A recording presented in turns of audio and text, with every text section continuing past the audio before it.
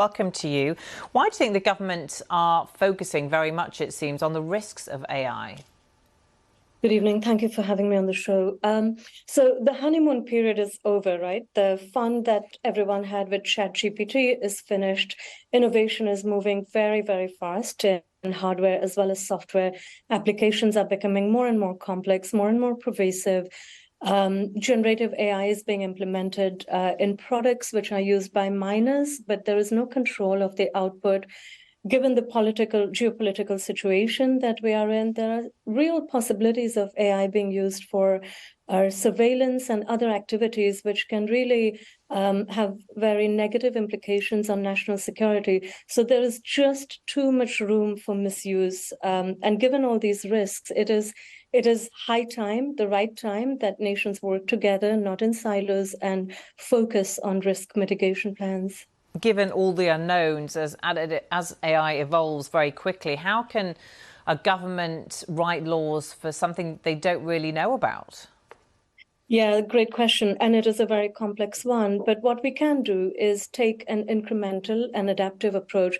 So no action is not an option. We have to do something. So let's work with the information that we already have, starting with use cases and sectors where the risks are clear. Then evolve as the landscape and implications become clearer and clearer. We need to incorporate flexibility to accommodate for any new developments, any risks as they transpire. But action has to be taken. The other aspect is involve multiple stakeholders. So ensure there is representation from all parts of the society, not just government and technologists, artists, educators, philosophers. Everyone has a part to play in this. And because there are many unknowns, diverse perspectives are even more important. And finally, I would say we need to draw inspiration from past technologies. So AI is one of those things where we will need global standards. Governments cannot work in silos on this. So aviation is a great example to draw from, where international regulations are in place and they have evolved over time. Internet, in its early days, no one knew how we would regulate it.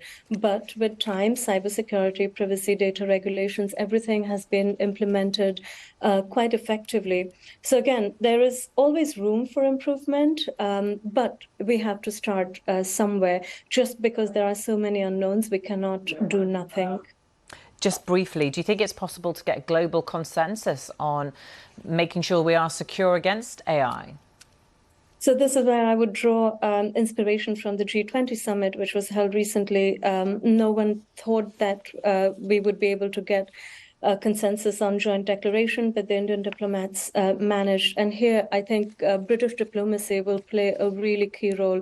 It is a complex topic. It is a divisive topic. But I think with conversations, with listening, and the real desire and need to work together for global safety, I expect our leaders will be able to get the consensus required.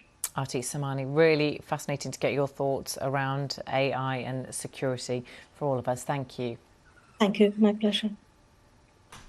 You're watching BBC News.